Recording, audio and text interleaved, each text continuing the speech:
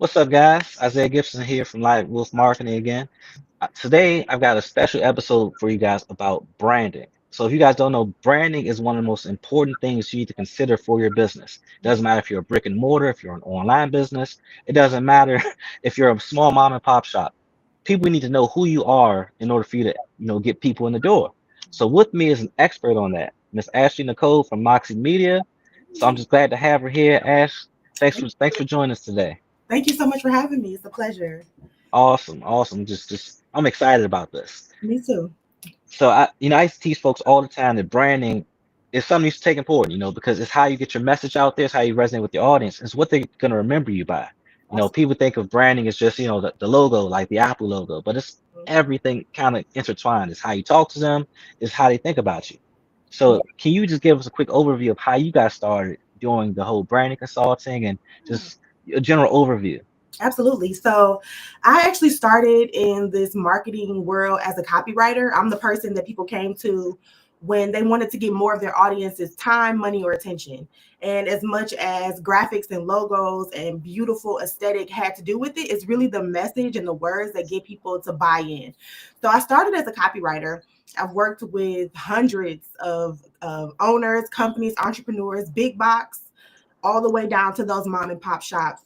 And I've helped them to make over $190 million in revenue using words to get people to buy who they were in their industry, what made them different, and what made them come to their audience members' mind first of all.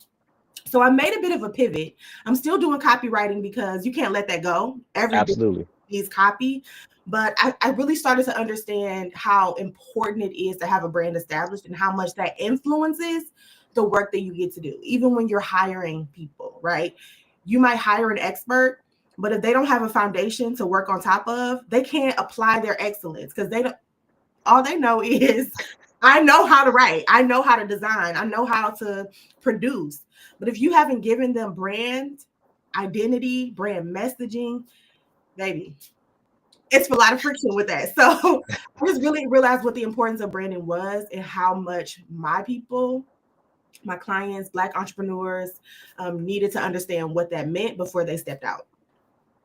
That's awesome. That's awesome. So speaking of branding, right? Yeah. What is the first few steps that you would suggest a brand new business considers when they're first establishing that brand? Oh, this is a great question. And I'll say this, a lot of times we skip over these first steps and we jump into the things that are tangible. I need a website. I need packaging. I need a logo. You do need those things, but branding is all about the intangibles. It's about your why. Like, what makes you get up and do this? What makes you different?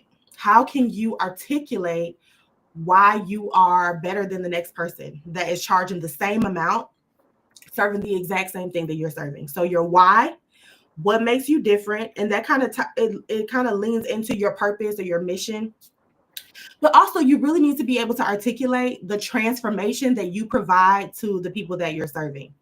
And you can't do that if you don't know who you're serving. So I always coach my clients, you need to be as good at the people you serve as the thing that you're selling them. So branding involves knowing yourself, why you're different, why you show up, what makes you different, but also knowing who you're serving. You can create anything, literally. And I'm not playing. You can create absolutely anything knowing that information.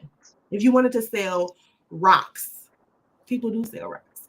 If you wanted to sell crayons, fanny packs, snapbacks, whatever, it doesn't matter. If you know those fundamental things, you can sell anything to anybody. Absolutely, absolutely. You have to know your audience. You have to know what their wants and needs are in order for you to, create your content or even just when doing your product launches, right?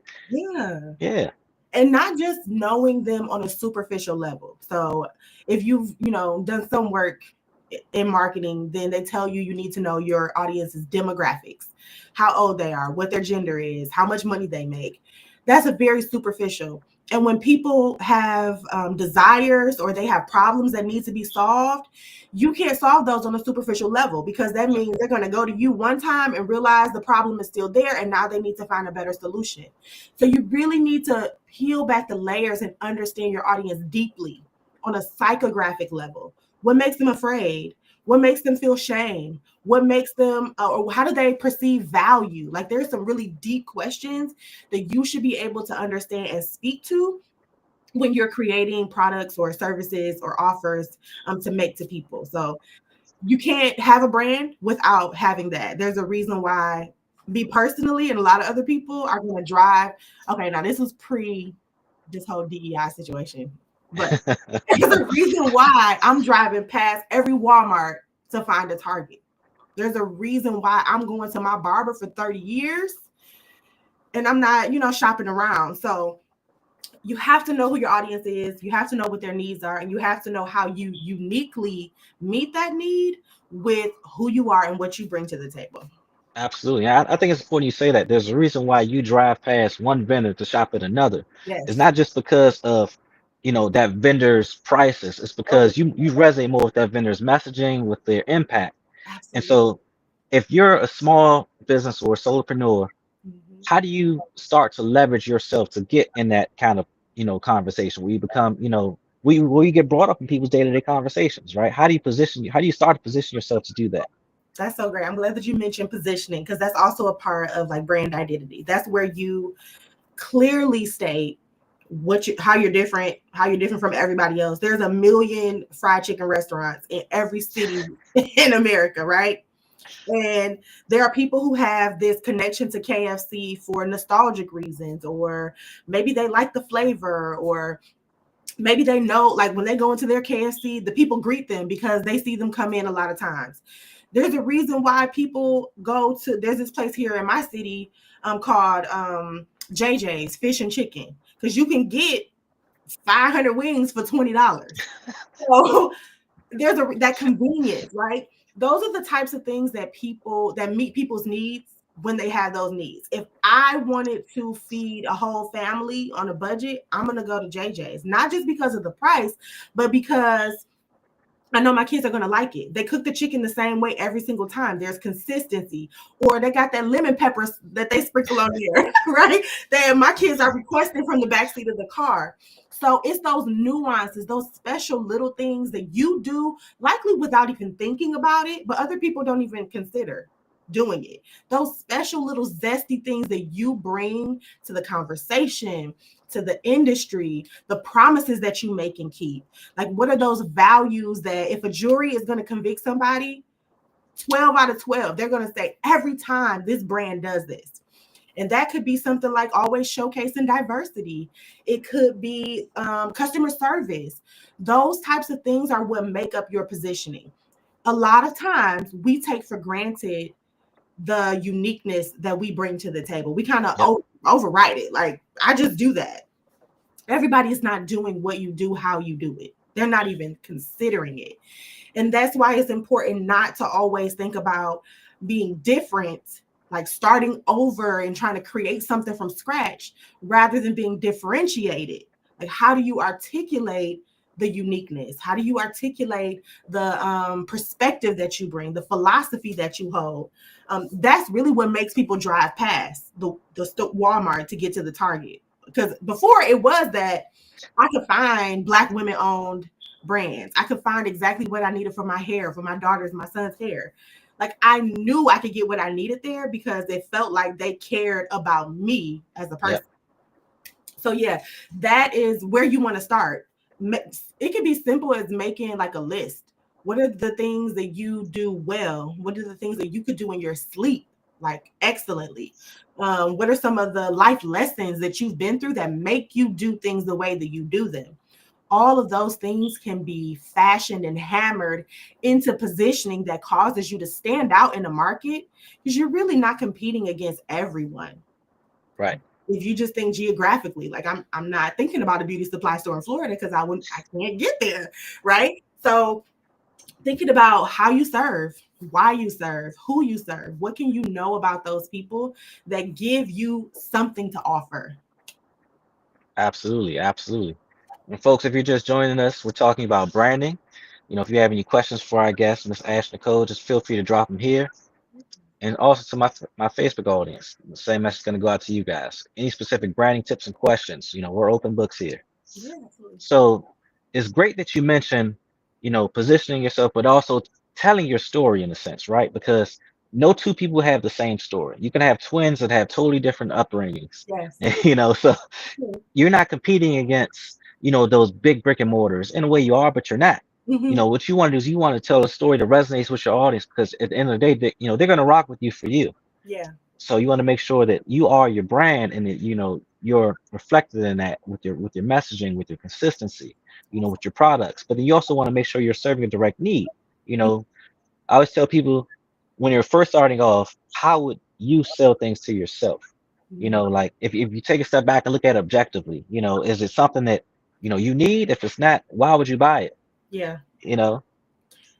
That has a lot to do with what a lot of brands, businesses think they have, and that's empathy. Like, Yep. how am I able to step outside of the transaction of business and tap into this humanity? Because a lot of people have ideas and they will be like, oh, let's say you started a magnet business, like you turn pictures into magnets, and you might have this business and be like, oh, I just make magnets, and that's such a disservice to attach being common to your business, because while you are taking these materials and turning them into a magnet, there's a little boy in the sixth grade who finally won the spelling bee, and now this picture as a magnet on his family's refrigerator is a reminder of his perseverance. It's a reminder of the partnership that he has with his family and with his educators. So you're always telling a bigger story. It doesn't matter how small the thing is. It could be curling hair. It could be a refrigerator magnet. It doesn't matter how small it is. When you tap into the story that fuels why you make it, that fuels why people buy it or why they would buy it, you open up opportunity for yourself to be noticed, to be seen, to get loyalty from people. It's all about the story you tell. You really don't have a brand if you don't have a story. And Absolutely. Yep. you can't sell without a story. People Yep. will buy twice as much and twice as often in the same transaction when there's storytelling attached to what you're buying. So without a story, you don't have a brand. And it's possible for you to have a business without a brand, because business is that tangible products, materials, transaction.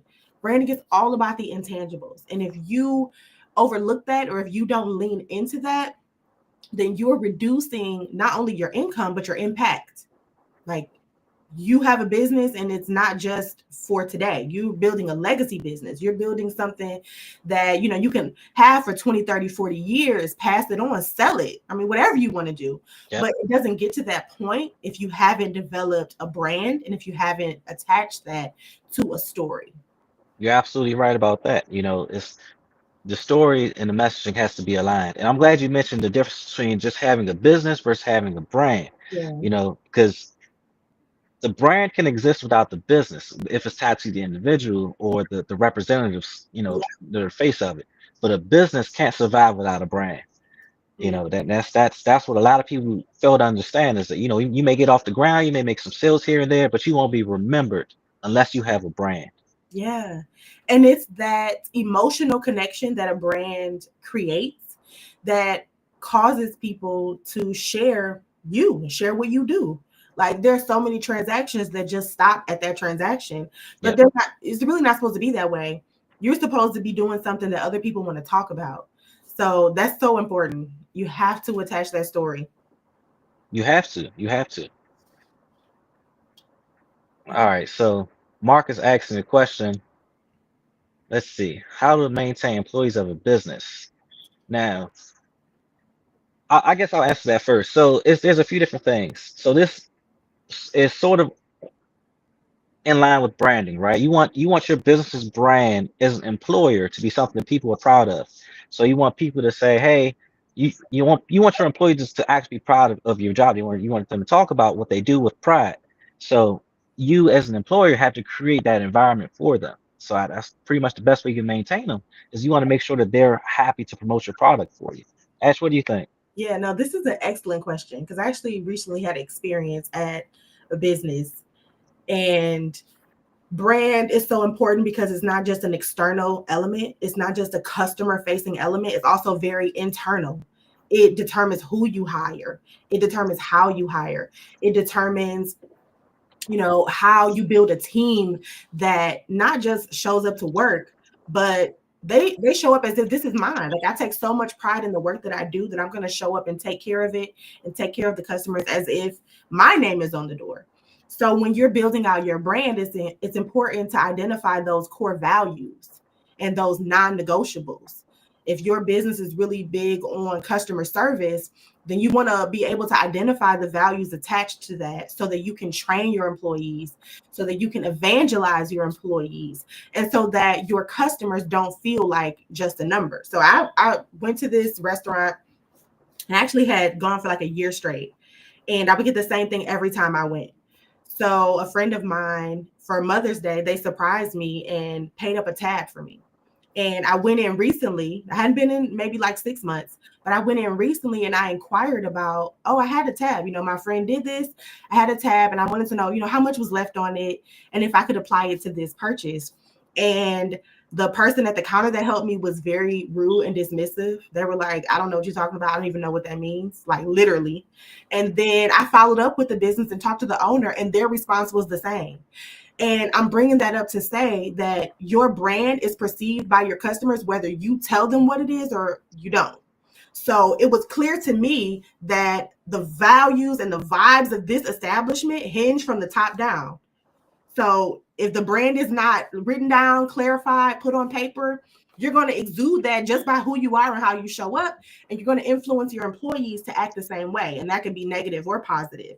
So when you're building a brand to support your business, you want to establish what those values are. You want to be able to communicate to your team, this is how we engage our customers. This is how we process our orders and our transactions. This is how we want our customers to feel when they come in here. All of that is an emotional, intangible element that supports the business and helps the transactions grow, but it solidifies the brand and it etches your brand, your personality, what you do in the minds and the hearts and the decision making of your customers. Absolutely, absolutely. It starts from the top down. Yes. If your management, upper management can't really establish the messaging for the customer, then how do you expect the employees to do that? Yeah. So because at the end of the day, the employees have to get trained by you or by somebody that's in your team. So you want to make sure everything is aligned, that the brand's messaging, that the brand's voice is delivering the same impact. Yeah. And it just goes to show like how much everything is impacted by what you establish as your brand. Because even before a person will become an employee, you're interviewing them, you're asking them questions to see if their values align with the values of this establishment. And you can cut that off right there if that's not the case, right? If your values are empathy, if your values are diversity, and you're asking questions about future employees and their answers don't line up, then you automatically know, thank you for coming today, we won't be moving forward. Yep. Because all it takes is one bad interaction, one bad conversation for the perception to change. And that's really what brand is about. It's perception. So people, all we do is think all day. And we're going to think and make up our minds about brands and businesses and people, whether they audibly tell us who they are or not. That's why it's important for those values to come through, because neither of those women that I spoke to had to tell me that they didn't really respect and honor customers. They didn't Right. say that. It came through. Yep, and actions speak louder than words sometimes. Sometimes people can talk a good game in the interview, and then, you get them there, and they're there for a few weeks, and next, they're having all kinds of discrepancies and arguments with customers, and or they just don't really bother to educate themselves with your products. So those kinds of things sometimes you have to, take those lumps on the head for. Those learning pains that you have to go through, but at the same time you want to go through those early on, in your business or at some point, because you want to make sure that everybody associated with your business, whether they're employees, whether they're affiliates, whatever, Mm-hmm. everybody's on the same page as far as your messaging. Absolutely. Everybody's on the same page with your branding, with the use of your logos, your fonts, et cetera, because you want to make sure that, again, consistency is the number one thing for your business. So you want to make sure you're able to stay consistent in that regard. Yeah. Absolutely, with the consistency, because when you don't have that system set up, like you create opportunities to fail when Yep. you don't have to. And it's also super important. What I had a thought and it just slipped my mind. It's gonna come back to me. But when you think about okay, wait, say again what you said. I'm saying consistency, relate to your messaging and your font usage, your branding is pretty important for your business. Yeah, so okay, so this is what I was gonna say. When you think about, like, a lot of businesses don't have brand guidelines. Yep. And that's like a document, a living, breathing document that contains all of the core elements, the values, the vision, the mission, all of those things. And a lot of times businesses don't have that either because they don't know or they don't understand how it impacts day-to-day operations. Like, it's a big Yep. abstract document that contains all of these details, but it really impacts day-to-day operations, because when you're hiring and somebody goes off script, they have to acknowledge, yes, I knew better, I was taught better, and I went rogue. And a lot of times businesses also don't understand how much brand impacts or creates intellectual property. Yep. So when you think about KFC, they had a tagline, finger licking good. Like, that's intellectual property that business owns, that they can perpetuate wealth from, and not just wealth as in money, but also the association and the market recognition. So branding is important also because it creates intellectual property. It creates ways for you to make money, to get paid for what you do more than once, and to Yep. create avenues of wealth. So it really touches every single part, every aspect of a business. Absolutely. Absolutely. Now, I'm glad you brought up the branding guidelines. What should folks include in that brand in their branding guidelines and their branding kit, to make sure that they them not just their employees, but they themselves follow their own branding and Right. messaging.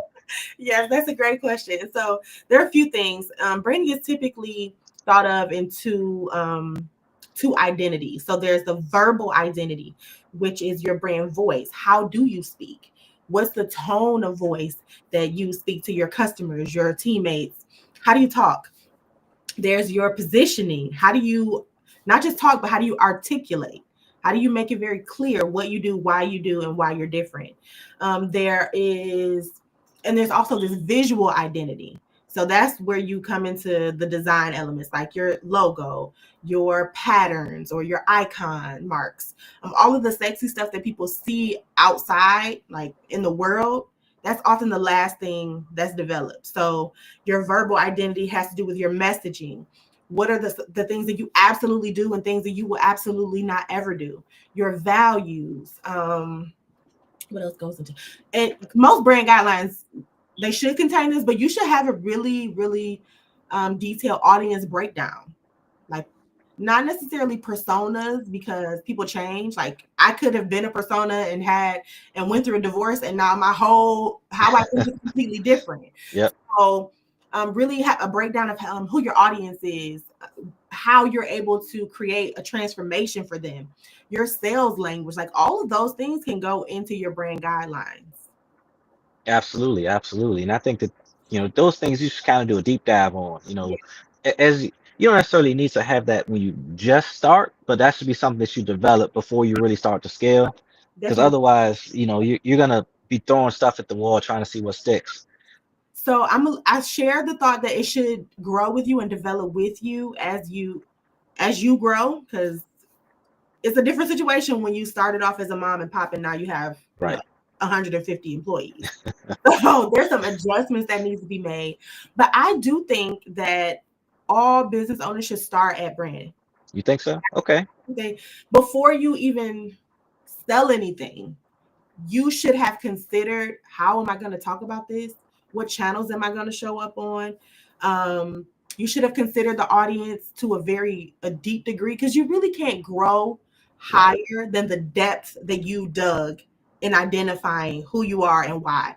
And a lot of times people start selling and they haven't identified their why, and then they kind of get influenced by other people, other voices. They get influenced by social media and The things like shiny object syndrome. exactly. Yeah. And they shift away from what that foundation was, when if you develop that well enough, that's really what makes you stand out. Because you can't compete with everybody. You can't necessarily compete with the big box stores. They have more money, they have more time, they pay people to make their problems go away. But Yep. there's something about what you do distinctly where you are that you can reach enough of the market share that Target is not who you're up against. You want to be the Absolutely. first person that your customer thinks about. Yep. Yep. I've got a buddy of mine who was one of my earlier shows, and she Mhm. has a health and wellness kind of brand. And I go to her products before I go to a lot of these other brick and mortar stores just because of that. I resonate with with their messaging.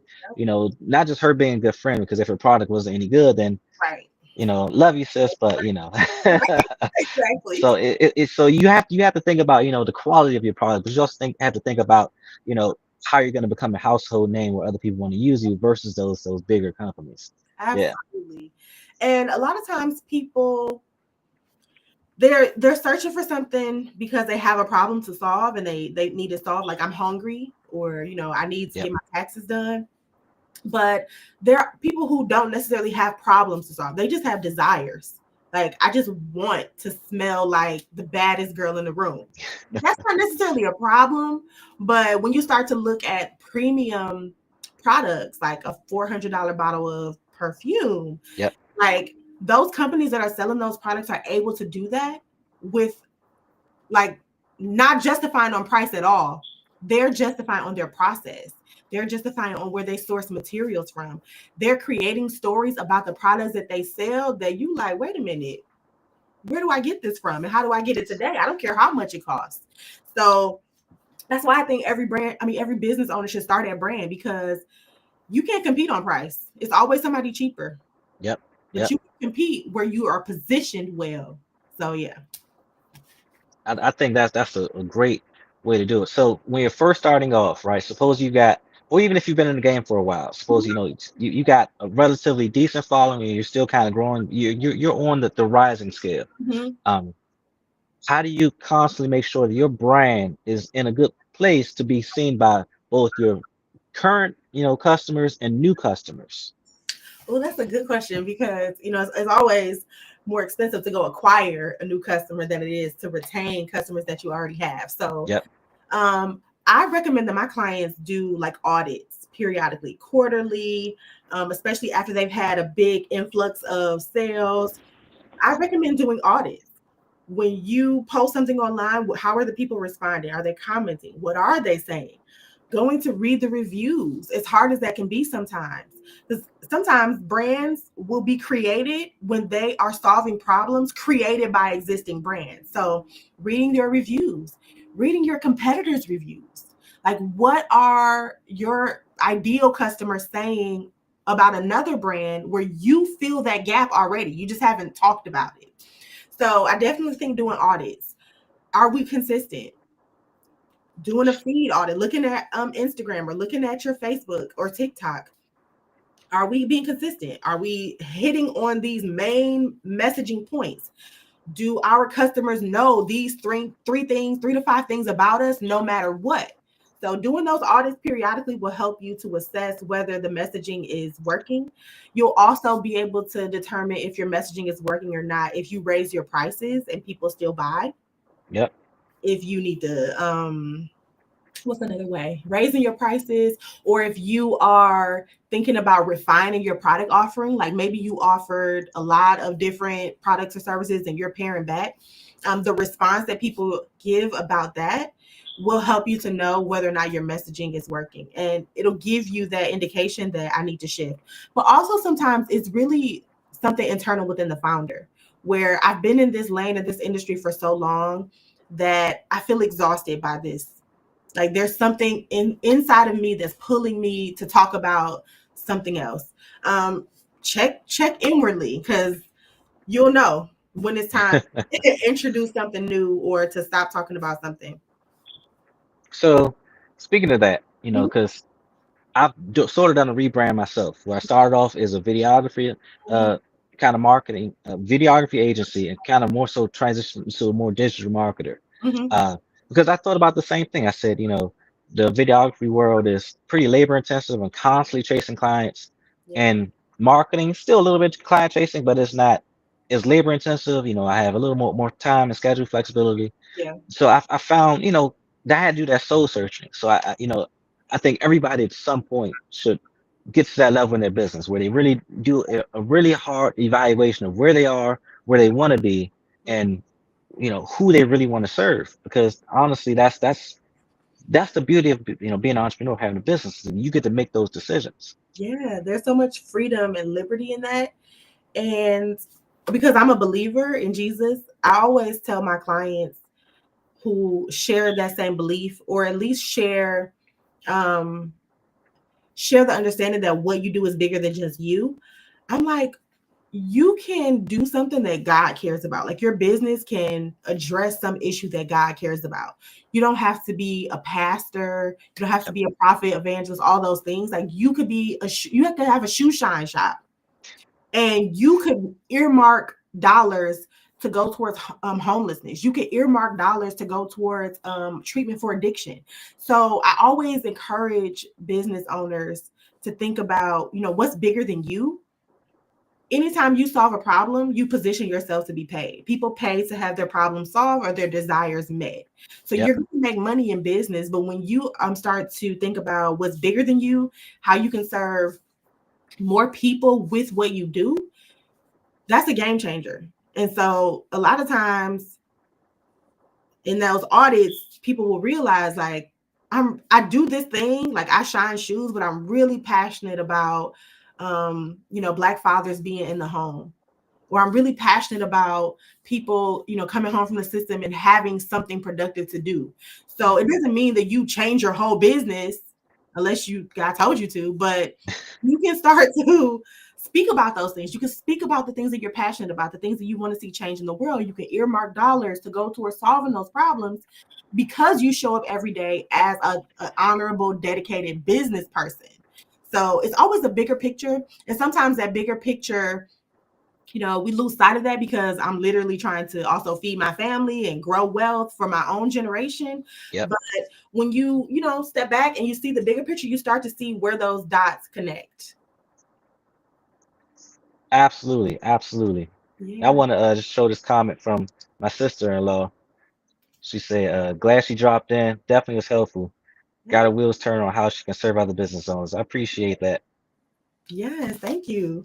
Yeah, because I'm all in the game of helping folks, whether that's growing their businesses, start their businesses, and teaching people the many different umbrellas in digital marketing. So I'm glad to have Ash with me to talk about branding because this is top five, one of the things you need to consider in your business, if not number one.